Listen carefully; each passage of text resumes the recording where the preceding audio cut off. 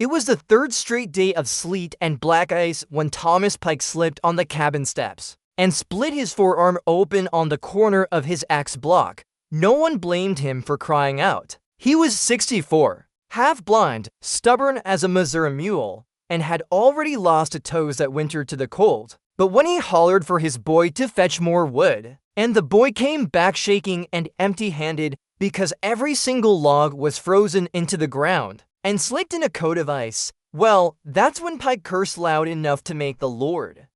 Up the hill, not 50 yards away, smoke puffed calmly from the stovepipe of a smaller cabin. No ice-laced boards on the porch, no footprints sunk to deep, no frozen tools jutting out of stiff snow like forgotten tombstones, and no one knew how she did it. Just weeks before, that same woman, Rachel McKean, the widow from the Blue Bend Road, had been the joke of the whole settlement. A woodshed. She built a damned woodshed, not a barn, not a loft, not a pantry for smoked meats. She put her sweat and effort with no man and only a mule into raising a square shed with a slanted roof, deep eaves, and what some said was overkill bracing. A fine little coffin for kindling, folks joked. Looks like she wants her firewood to have its own funeral. Even her nearest neighbor, old Elias Dobbs, told her plainly, "Miss McKean, you don't need a whole shack just for firewood. Stack it by the cabin wall like everyone else. Snow's going to fall either way."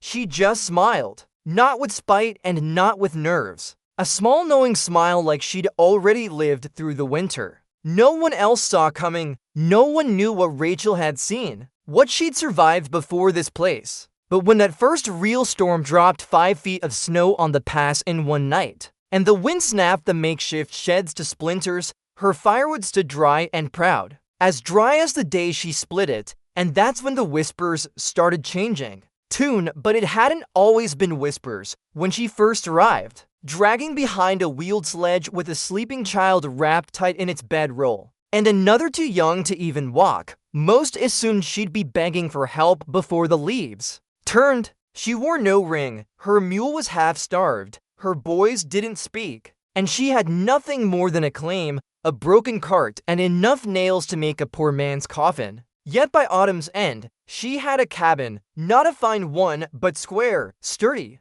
and next to it, before a stove had even gone into the house, she laid the first beams for that woodshed. "Cabin's not even chinked yet," Dobbs muttered to his wife when he saw her hauling old timbers. "And she's out there building a damned box for twigs." Others laughed, too. Old-timers who'd seen 5 winters, even 10 men who knew how to lay a stone footing, and women who could gut a mule deer before lunch. But none of them had ever wasted time building a home for firewood, and certainly not like she did. Rachel dug down, not deep, but deeper than any man would for something non-essential. Her foundation stones were dry set, her walls slanted inward slightly, not for looks, but for the way they cut the wind. She ran her shingles tight and overlapped them like armor scales. And when the rains came in late October, her boys were already stacking logs inside, neat as a library. No one helped her, no one offered,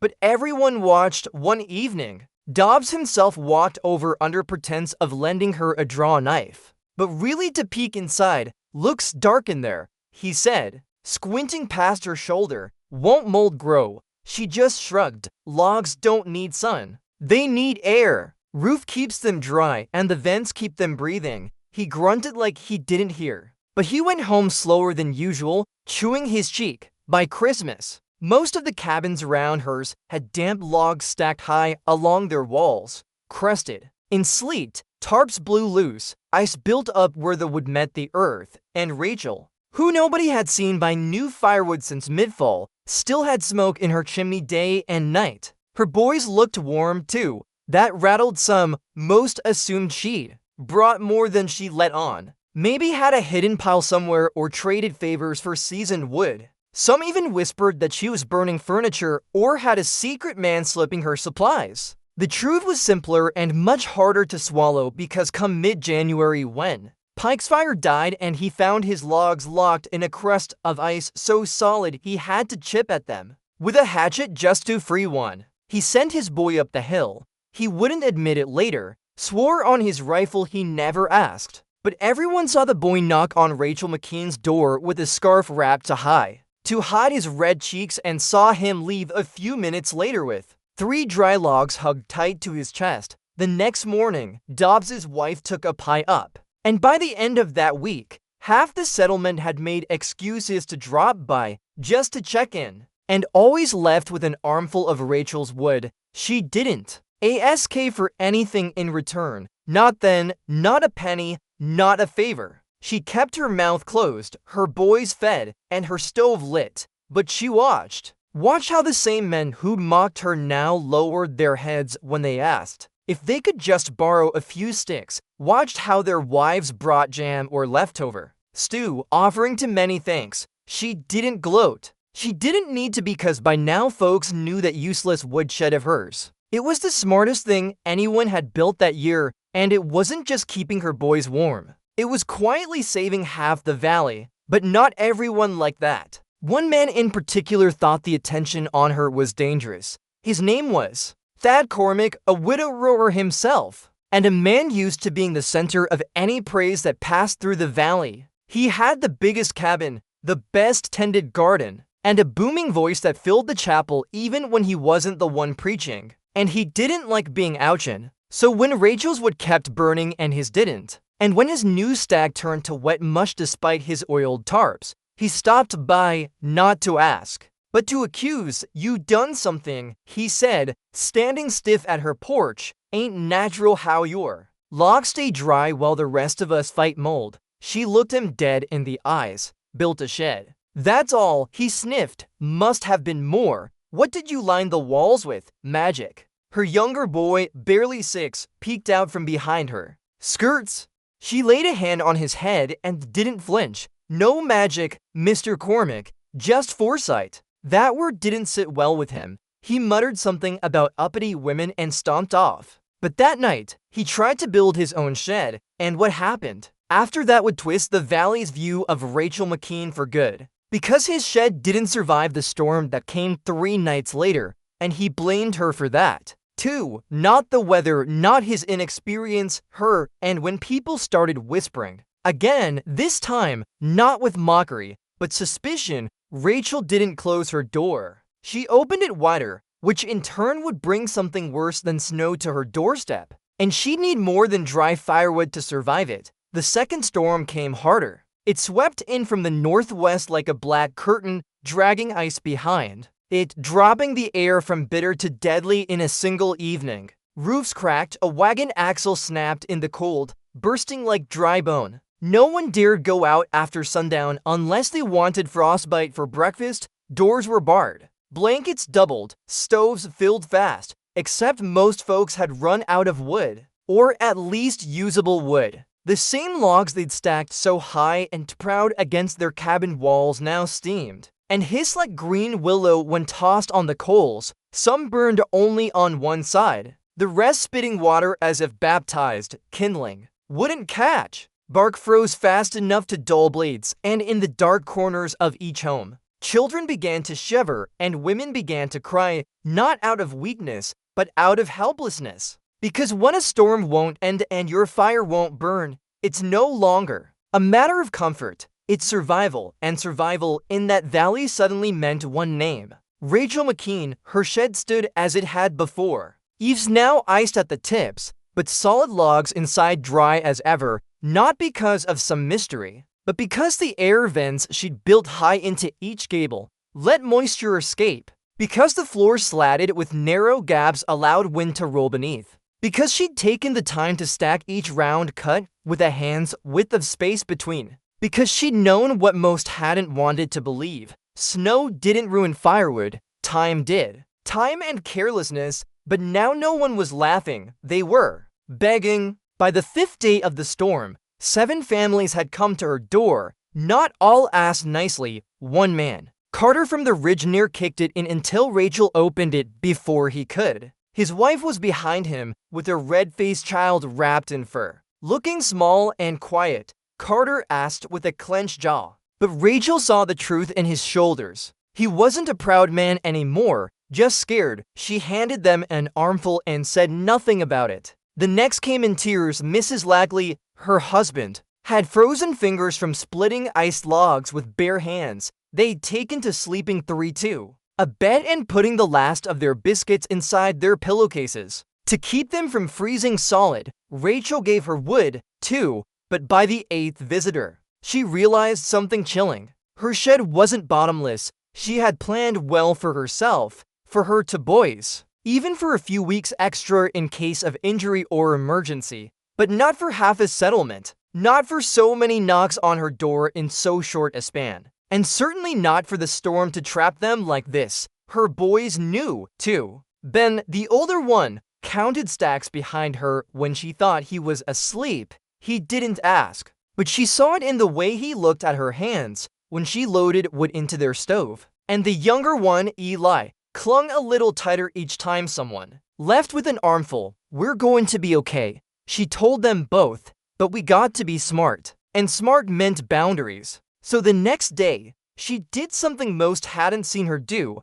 She stepped outside, not to chop, not to haul, but to speak. She went to the chapel. It was the only place still open, not for services. Those had stopped when Reverend Dale's breath turned to frost in Mitzman, but for warmth. A dozen families had taken to sleeping in the pews, clustered around the one stove left with real heat, a Franklin built with brick backing, burning the last of Pike's cellar stock. Rachel entered without drama, no coat, just her shawl pulled tight, her hair wrapped, boots dry. She didn't wait for silence. "I've given what I could," she said loud enough for the room to still. "I've shared what I had, and I'll keep sharing." But not with silence. A few heads turned, some nodded, some didn't like the tone. "I built that shed because I knew this would come," she went on. "Not this exact storm, but something like it. Because I'd lived through it before. My boys and I, we lost someone once, just like some of you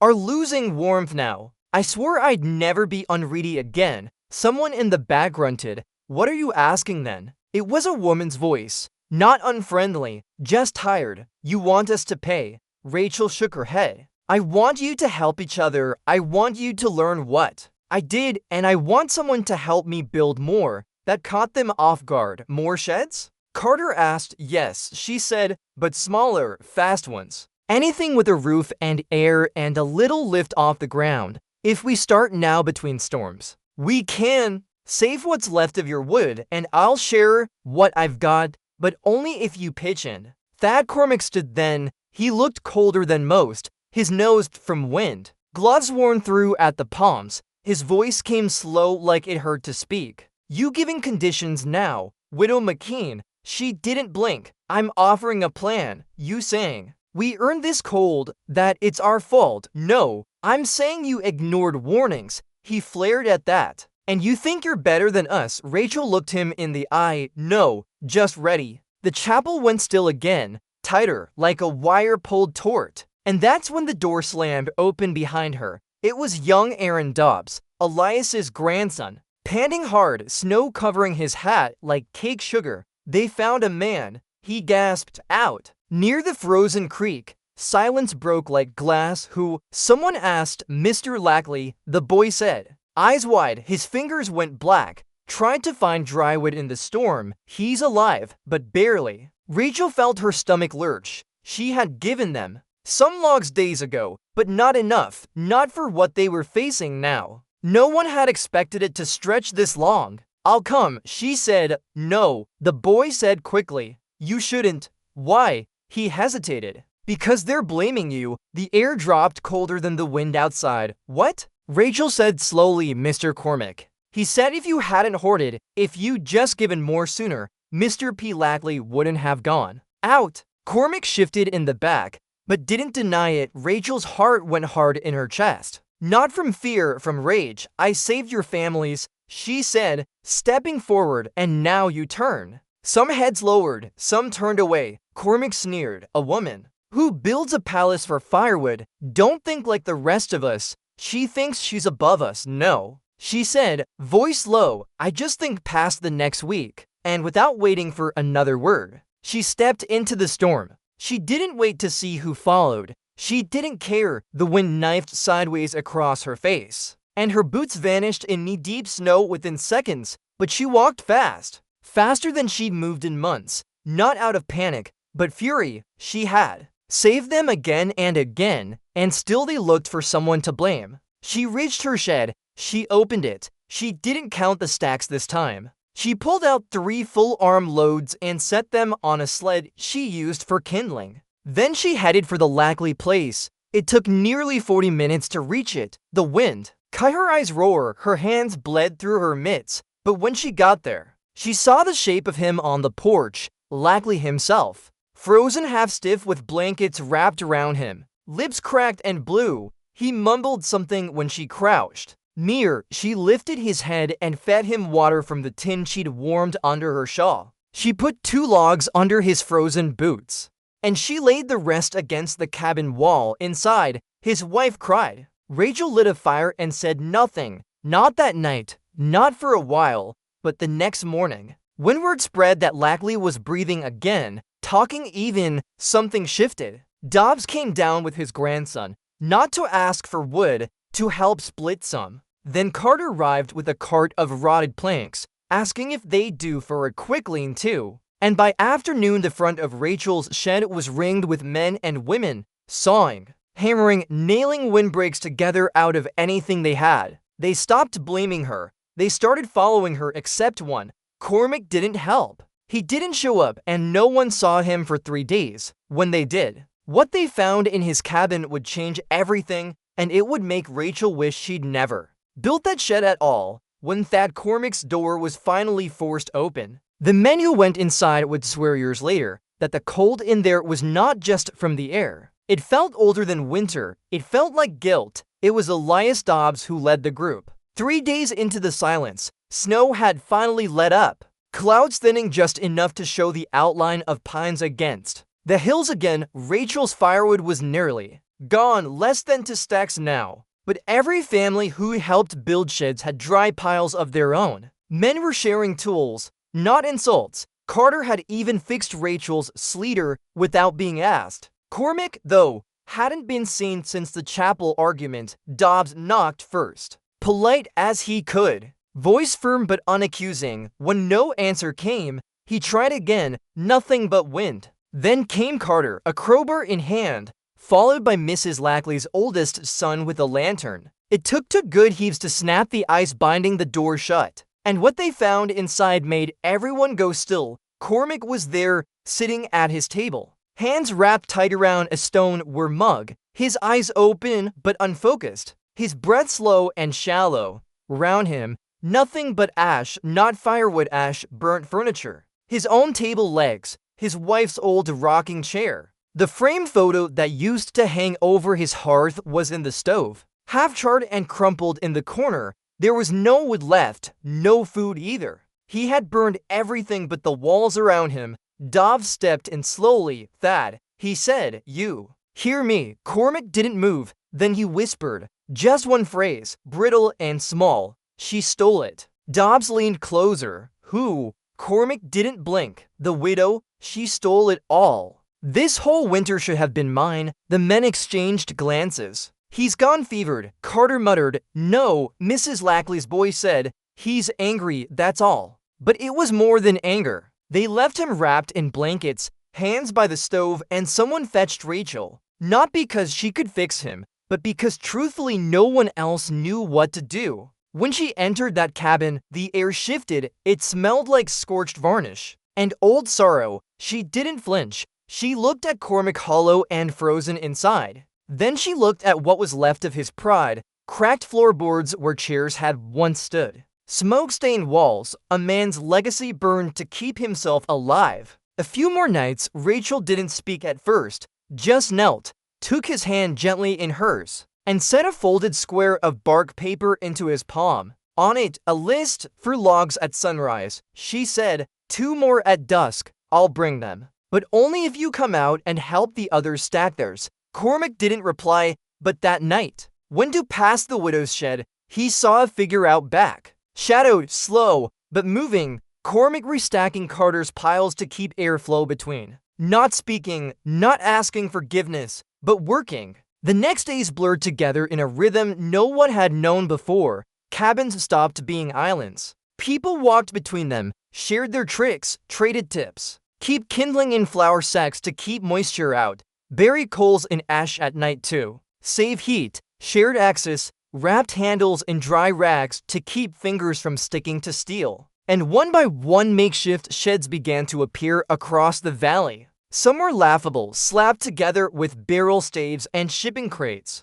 One was nothing more than a canvas tarp over a fence corner with hay bales stacked as walls. But they worked, kept the logs lifted, gave the wind something to bounce off. Rachel's idea, once mocked, had become gospel, not just because of the wood, but because of what it symbolized. She'd built something when she had nothing, and now even those with more were learning from her. She still had little left, just a handful of logs. But what she had bought her something more lasting, respect, even admiration. But that didn't mean she trusted it. Admiration from a crowd is like smoke in the wind, and Rachel had known crowds before. They shift fast, one bad fire, one wrong word, and the wind turns. So when her youngest, Eli, got sick, she didn't ask for help.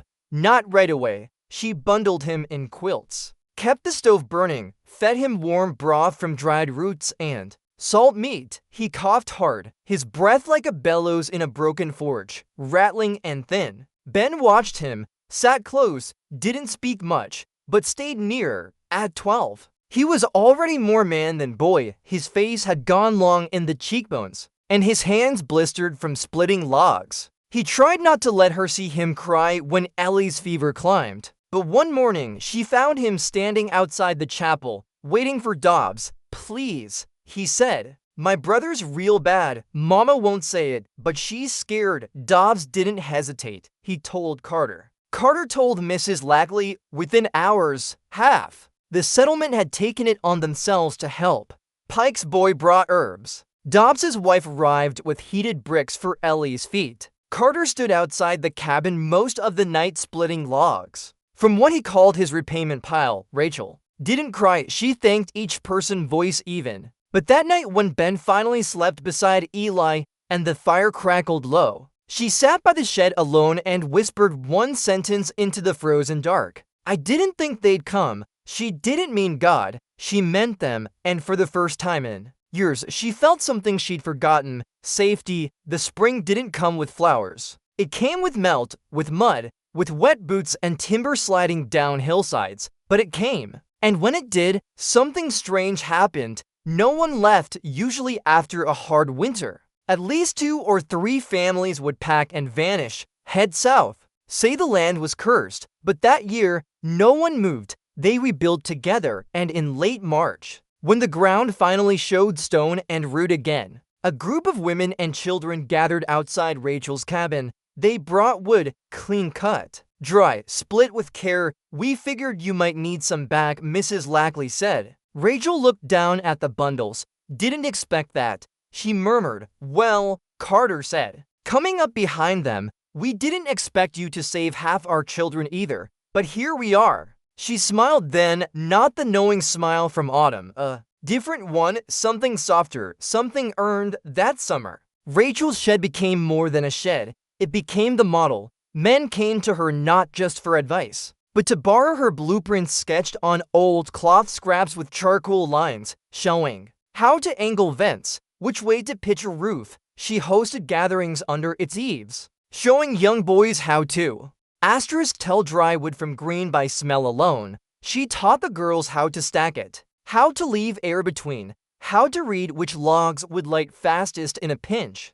Cormac even showed up once, wordless, and handed her a set of cedar boards. "Figured you could use them for a second shed," he said. She didn't answer, just nodded and accepted. By fall, there were 15 sheds in the valley, and no one mocked them. When travelers came through and saw them, neat wooden lintos, some with stone footings, some wrapped in pitch cloth, they asked if the valley had always been this smart. Dobbs just chuckled. "We had a teacher," he'd say. "She built yours, too." "Nope, just gave us the idea. The rest we did that ourselves." Rachel didn't attend the harvest dance that year. She stayed home with her boys, made hot cider, sat under the stars. But that night, one of the valley girls knocked on her door with a pie and a folded cloth. Inside it, a carving knife handle engraved with her initials. We all pitched in. The girl said shyly, Eve and Cormac. Rachel took the gift gently, ran her thumb across the handle. The weight was just right.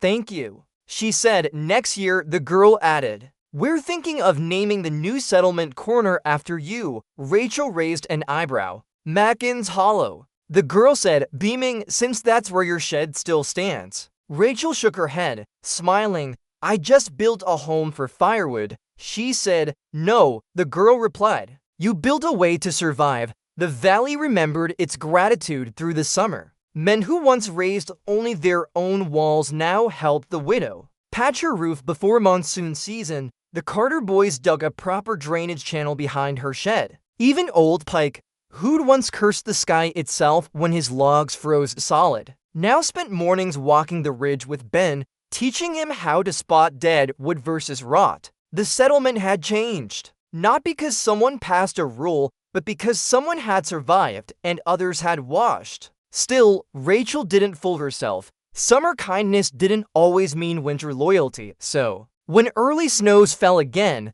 weeks ahead of the season, she took no chances. Her second shed was already half full, not just wood, but kindling baskets, rope-tied bundles of pine cones, fat lighter from the base of old stumps. She even carved small plaques for each stack, labels noting the dryness, the age, the kind of tree. She let the neighbors laugh again if they dared, but this time they didn't. They asked questions instead, measured her spacing, took notes. And when a family from across the pass arrived, ragged, frostbit, half-starved after their ox threw a wheel axle mid-descent, it was Rachel's fire that warmed them first. Word of her shed had traveled, not by her doing, but from the mouths of those she'd helped. They called her the Firewoman. Some said the Widow of Flame, others whispered. Pike scoffed at the names. She's just a mother who doesn't like her boys to freeze. He'd tell newcomers, but it was more than that.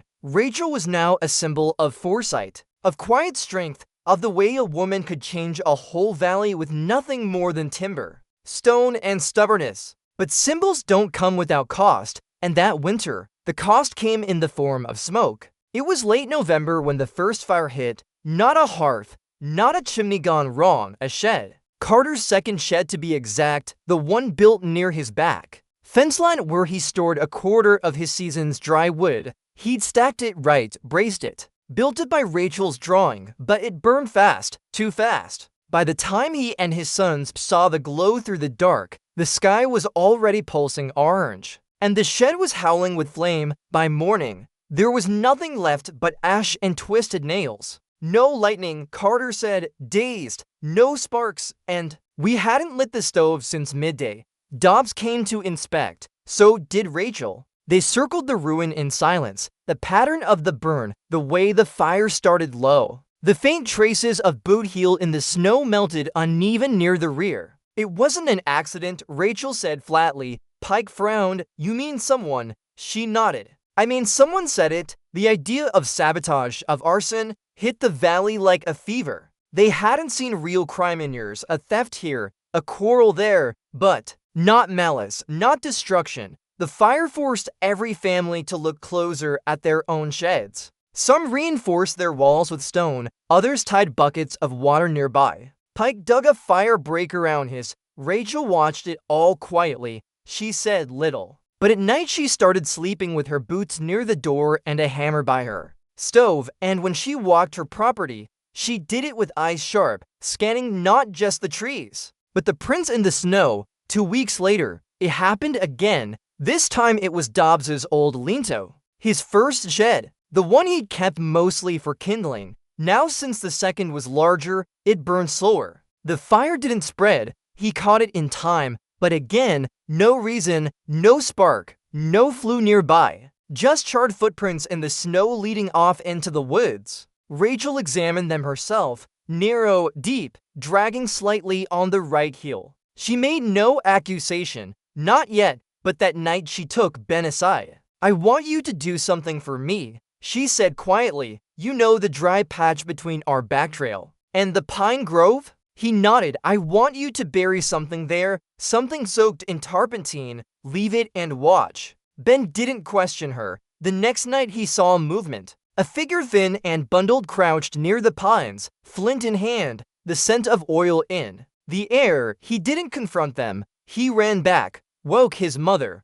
but by the time they returned, the patch was already burning. Ben tried to douse it, snow shoveling with his arms. Rachel grabbed wet sacks. They saved the trees. But not before they both saw it. A coat charred on one side, dropped in the rush. Rachel picked it up, held it to the lantern, and her breath caught. It was Cormac's. They waited 2 days before going to his cabin. He didn't deny it, just sat there, wheezing by his fire, eyes hollow. She built a shrine, he said, and all of you knelt. Dobbs stared hard. You tried to burn our firewood. She stole my name. Cormac whispered, this valley used to listen to me. I was the man folks came to. Now they bow to a woman with sheds. Rachel didn't speak for a long moment. Then you could have asked for help. He laughed once, a dry, empty sound. I did, and she made me work for it, made me sweat like a dog. You're alive, Carter growled. That's more than some,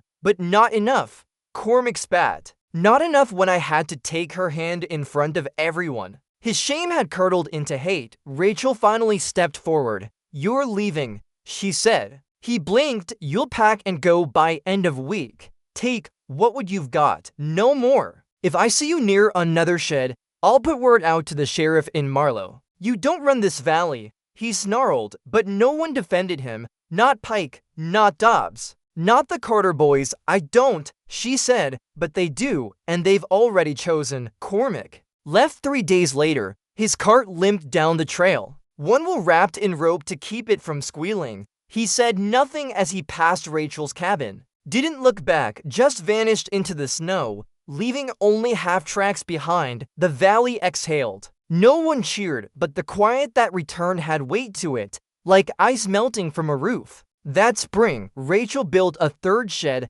not because she needed it, because the valley did. This one wasn't just for firewood, it was for teaching. She etched diagrams into its wall beams, marked lines with charcoal, showing airflow, slope, ideal, stacking height. Children came to learn, even those from other valleys, by summers.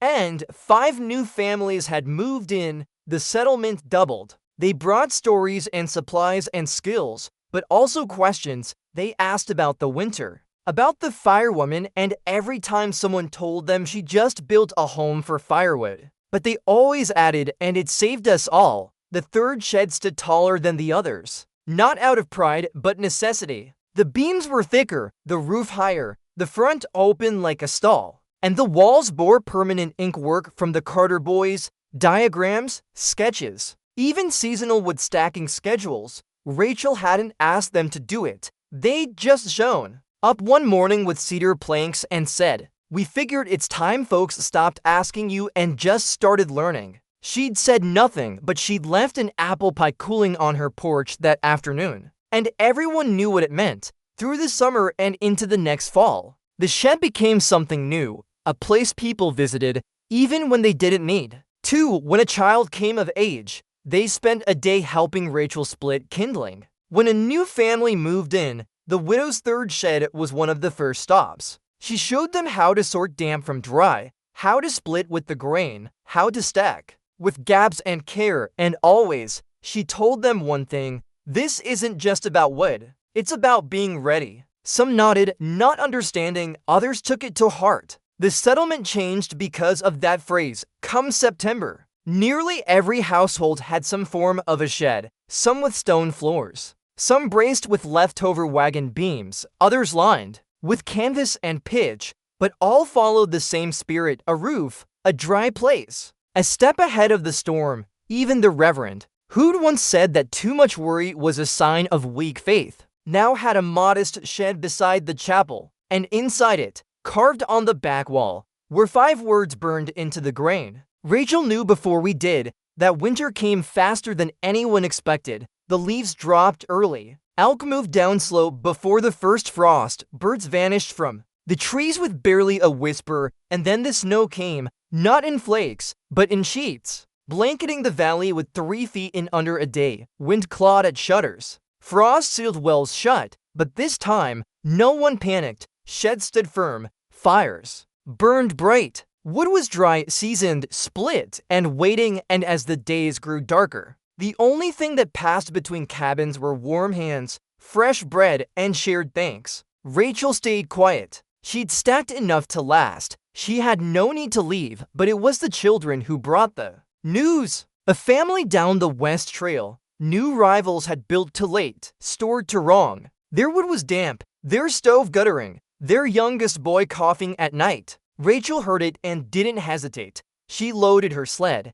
same as she had before. Ben, now taller than her shoulder, came without needing to be told. "You sure?" he asked. "We might need it. We have enough," she said, and they don't. That trail was narrow and curved, half lost to the wind, but they found the cabin. Rachel knocked twice. The door opened. A man stood there gaunt, embarrassed. "I didn't want to ask." He murmured. "You didn't," she said. "I came anyway." She set down the wood, stacked it herself, showed them how to keep it dry, even inside, then turned to leave. But the man touched her arm. "My father, he used to say sheds were a waste. Said real men stack their wood under the sky." She gave a soft smile. "And did his wood burn come winter?" He said. "Nothing, mine does." She said. "That's all that matters." Weeks passed. No fires, no shortages, no shame. Just life. Quiet, flickering, warm, and yet, despite the peace, Rachel began to notice something she hadn't felt before.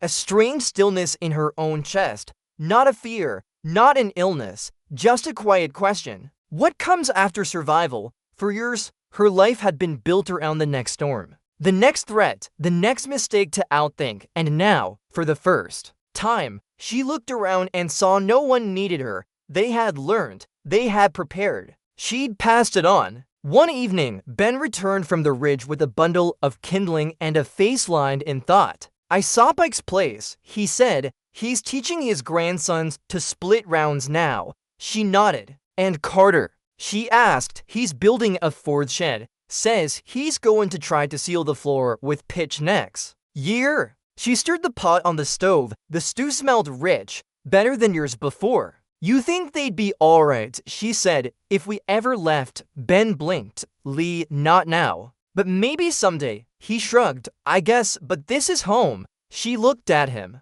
then really looked. He wasn't a boy anymore. His hands were scarred, his voice deeper. He'd survived the same winter she had, and soon he'd have to build something of his own. Not just a shed, but a life, and she knew the moment was coming. She sat by the fire that night. Eli curled in a blanket beside her, Ben sharpening his blade, and watched the shadows dance across the floorboards. The wind howled. Outside, a sound she used to fear. Now it felt like music. She'd made it, not just through storms, through doubt, through mockery, through hate. She had taken the smallest structure a settler could build, a box for wood, and turned it into a legacy. One day her sheds would rot, her beams would bend, her diagrams fade, but the lesson would stay. Drywood saves lives. And so does foresight. Spring came soft that year, late but gentle. When the frost finally broke, the people of the valley gathered near the chapel for what had become an unofficial tradition.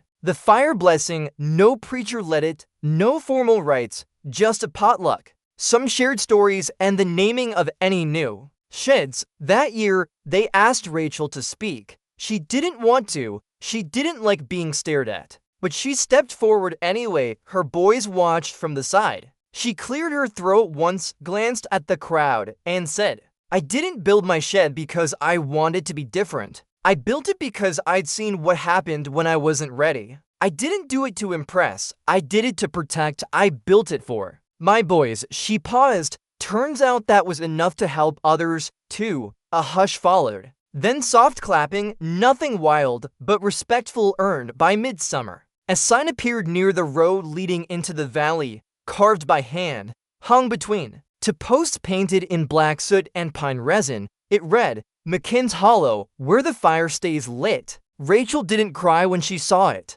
but Ben swore her eyes shined a little longer than usual that night. Years later, When new travelers asked where the old firewoman had gone, people would point toward the ridge. She's still up there, they'd say, still stacking, still teaching, and even if she wasn't home, they'd gesture to the sheds. To understand her, they'd say, you don't need to meet her, just look at what she left us. Dry wood, warm stoves, and a story you can pass down every winter, every time the snow falls, every time someone dares laugh at a woman for building something useless.